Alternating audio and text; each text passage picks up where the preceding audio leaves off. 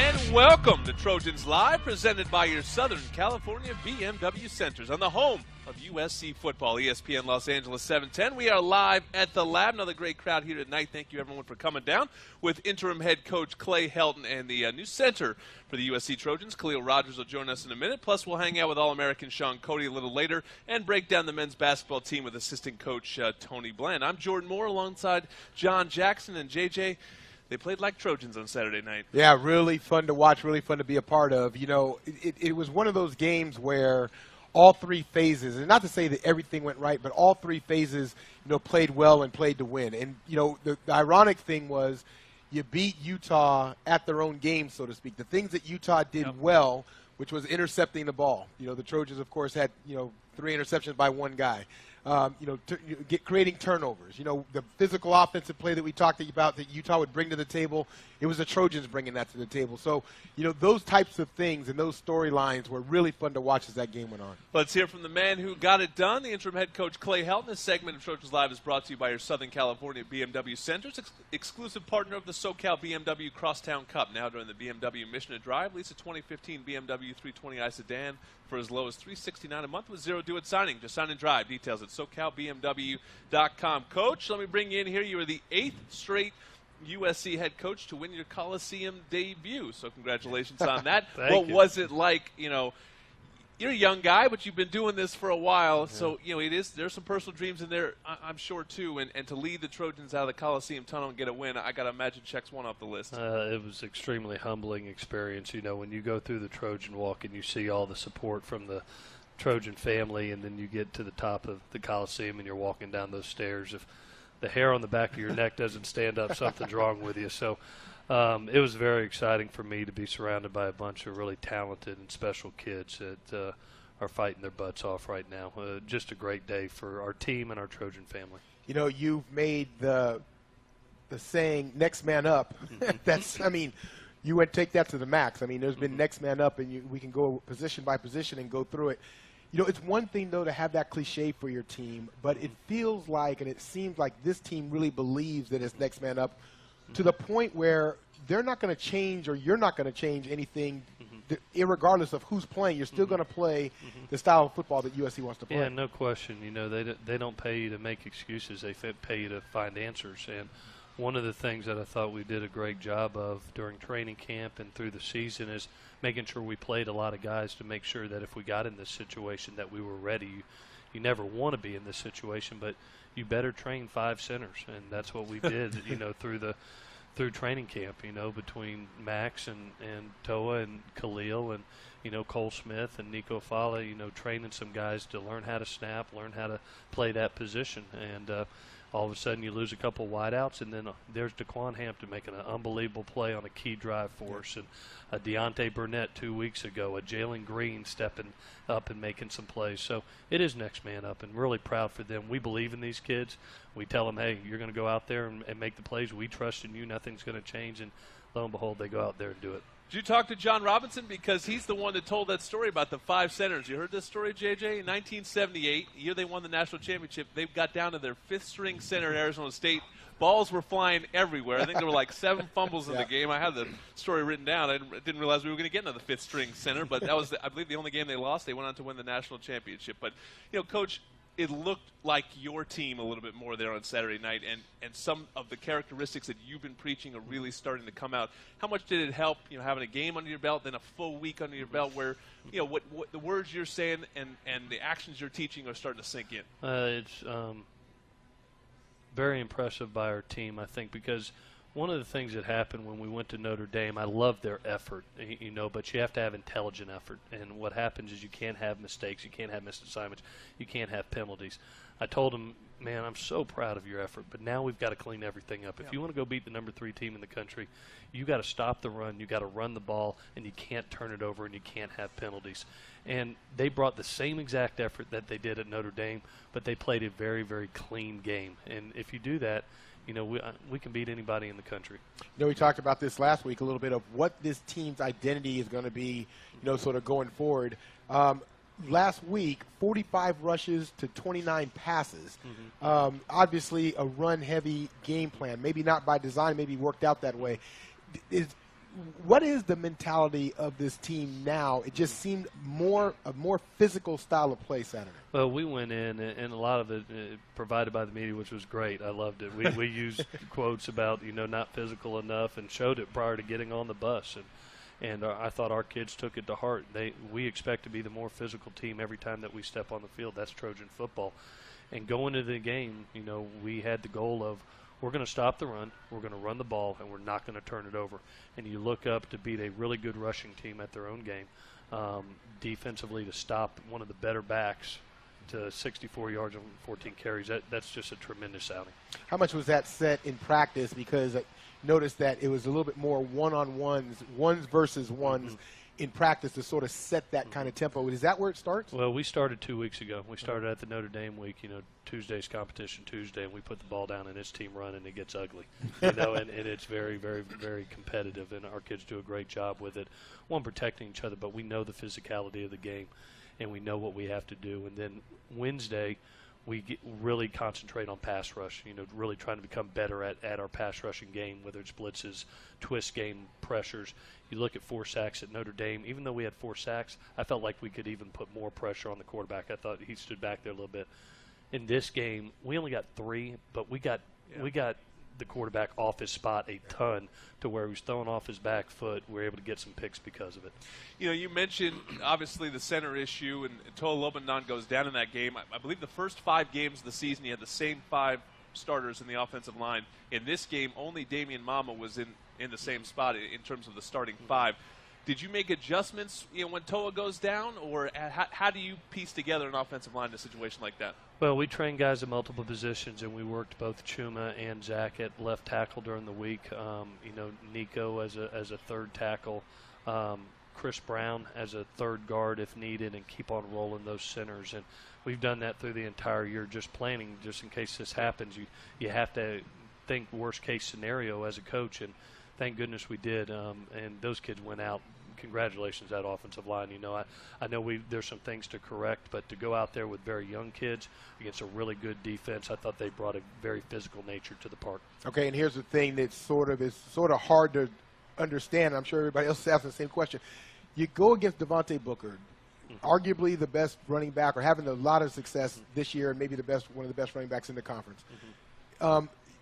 The defense shuts him down, 61 yards or something like that on the game.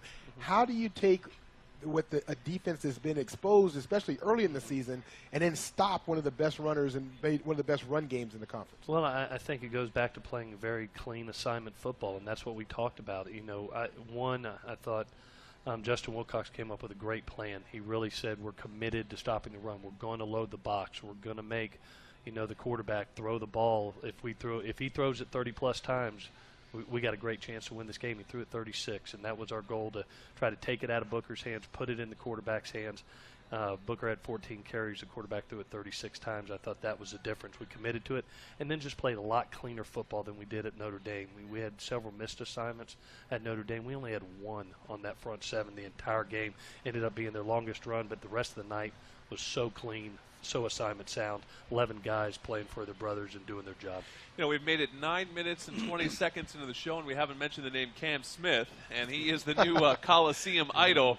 The freshman put on an absolute show, obviously, on Saturday night with 3 interceptions. It's interesting listening to you talk about how important assignments are defensively, but then I've already talked to you about this, and Cam Smith really made those plays on instinct. I mean, instinct plays. So what's the balance there defensively, where you got guys like Sua and obviously Cam now, who read plays and are instinctive, but you also don't want to lose that defensive integrity? No, instinctiveness is a huge part of the game, and I think Cam's a student of the game. We saw that in spring and training camp.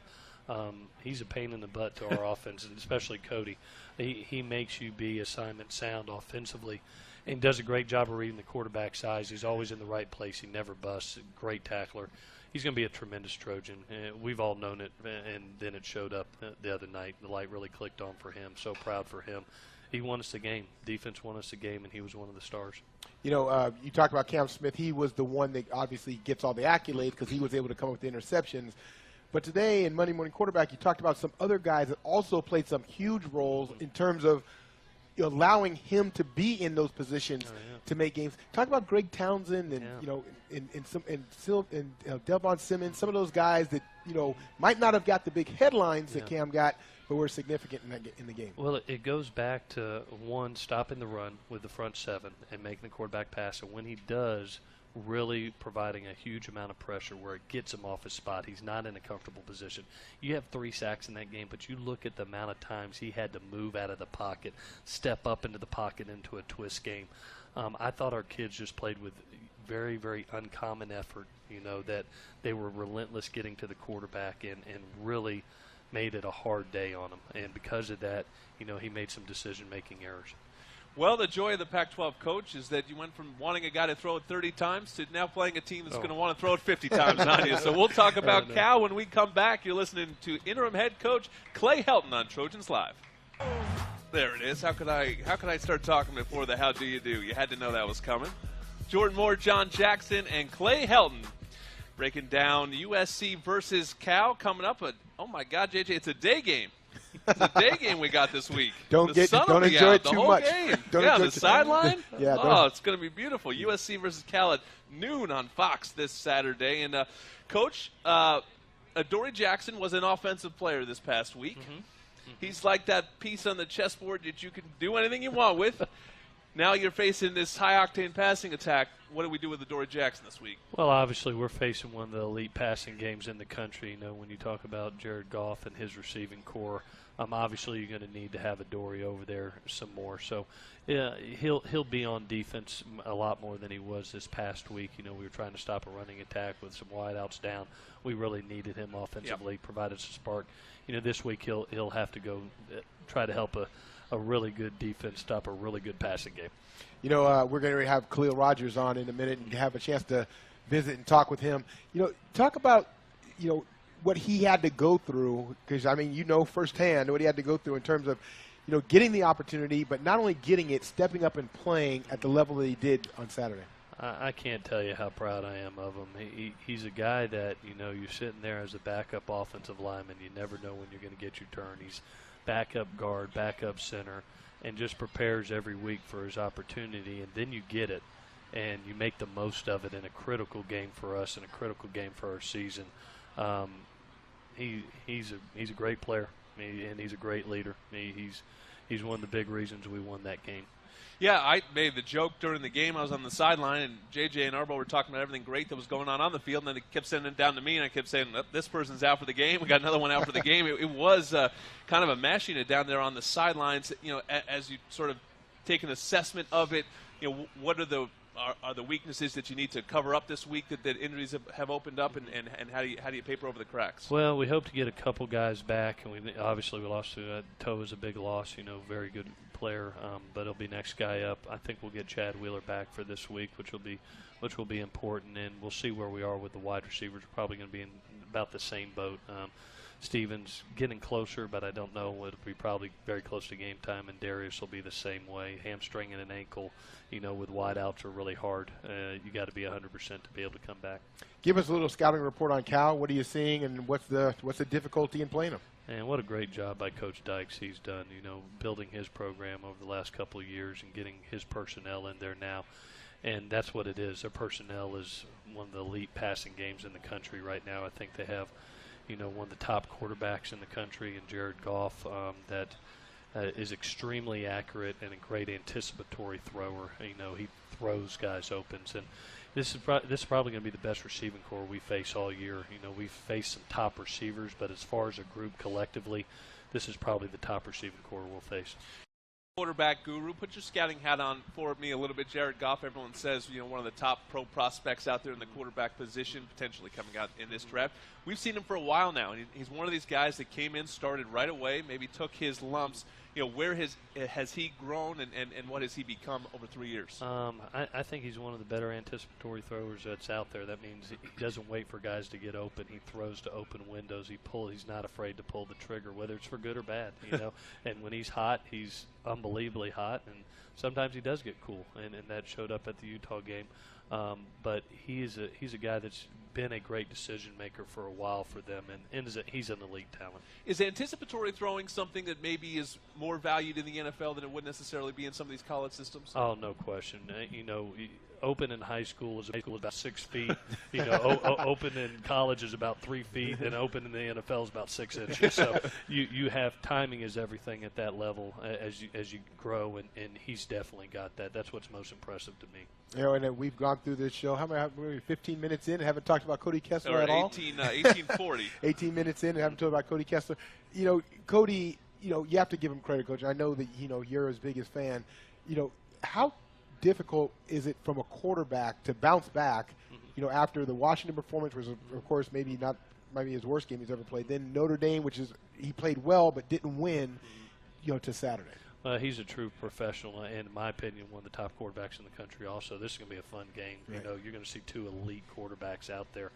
Two kids that are going to be playing in the NFL next year.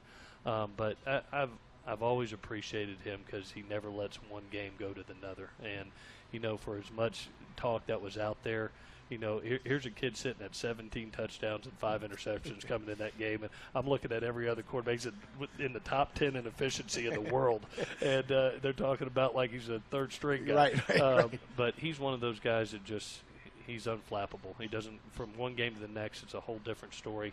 He came in that game with his jaw set, knowing that, hey, I'm going to be a great decision maker for you, Coach. I'm going to get it where the ball needs to be. He just managed the game, a huge game for us with tremendous poise. And you look at it in that fourth quarter, that one drive, the two throws he makes to Juju are unbelievable throws, anticipatory. He throws Juju open when Juju's 6 foot behind the defender, and he's throwing him to an open spot. And then the last throw on the slant and go was a great throw. So really good game for him. You played on Saturday without Trey Madden. It gave an opportunity for Justin Davis and Ronald Jones to really. Everyone's sort of been around 8, 9, 10 carries at the most when you play 3 guys. They got up to 15. I think Justin was up to 19 carries in that game. Where do you come down on that debate of running back who listen, they all want the ball most importantly, but getting a running back sort of into a lather, into a rhythm, as opposed to spreading it out and getting as many guys involved as possible. Well, Trey's been a great staple for us and a rock for us for so long. Such a great running back and a complete running back, and we miss that. Yeah. But to have 2 kids come in there with that explosiveness, we really went in the game numbers-wise saying, hey, can we get Justin the ball 20 times? Can we get, Rojo the ball 15 times? Can we get number 2 the ball 10 times? And we came close. We went 19, 15, and 8. Yeah. And that was our goals. And we thought if we did that was going to help our offense, and obviously it did. And also, you mentioned Adoree playing so much offense, which put, even more pressure on the defense. Talk about secondary play. I mean, you lose Marvell Tell, unfortunately, but how did the rest of the secondary play? A lot of guys were playing and getting involved. I tell you, one guy that really stood out to me, really 2 guys that are becoming really good, really great players. Biggie Marshall is becoming an elite corner, I think, at our level. The physicality that he brings to the table. I know he got a penalty or 2 in that game, but it is hard to get open on that guy. He's just so big, so fast, so strong. And then Leon McQuay, I thought, had one of his better games. He faced up, Booker a couple times in a hole where if he doesn't get him down, it's gone. Right. And it was him and the running back, and gets him down. Then makes a huge, if you remember, 3rd down stop on the sideline. In that first drive for them in the second half, and that led to a huge drive for us.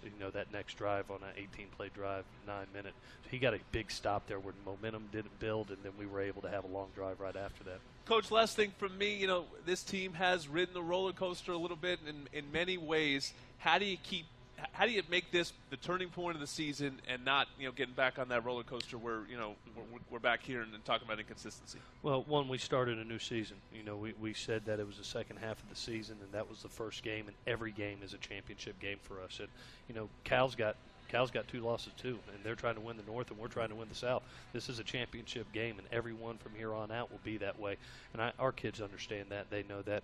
I would expect them to come out with the same effort and the same intensity that they played with on Saturday. And this is the last one from me, Coach, is that, with all the good things that happened, the one thing that has been bad the last couple of weeks has been the punt coverage team, surprisingly. How do you shore up that? Because, there's been some holes in that unit. Really 2 phases there. One, the field goal kicker, who we've got to be consistent there. We've missed 2 field goals, and then the punt team from a punt protection standpoint. Both issues have happened on the front line for us with engagement, and we got to go back to some technique and fundamentals, not scheme work, but some technique and fundamental work, which we'll do over the next 2 days to try to shore that up. Well, that's Clay Helton. He's going to get out of here and just go watch some film, right, Yeah, Coach? Go right back to it. Here Get we go. right back to it. That's what he does. Thank you to the coach, as always, for joining us here on Trojans Live. And remember, Trojan fans, if you want a chance to win tickets to the UCLA game on November 28th and attempt to throw for a share of $1 million during the game, our friends at Eckrich and Ralph's are giving you that chance. To register, go to EckrichFootballChallenge.com or text Eckrich, ECKRICH, to 82257. And you can take center stage of the crosstown rivalry. The contest ends on November 11th, so make sure to register today. No purchase necessary, and see official rules for details. That is Clay Helton, the guy he was talking about earlier. Khalil Rogers really stepped in as the hero off the bench in Saturday's game. We're going to talk to the redshirt sophomore center when we come back on Trojans Live.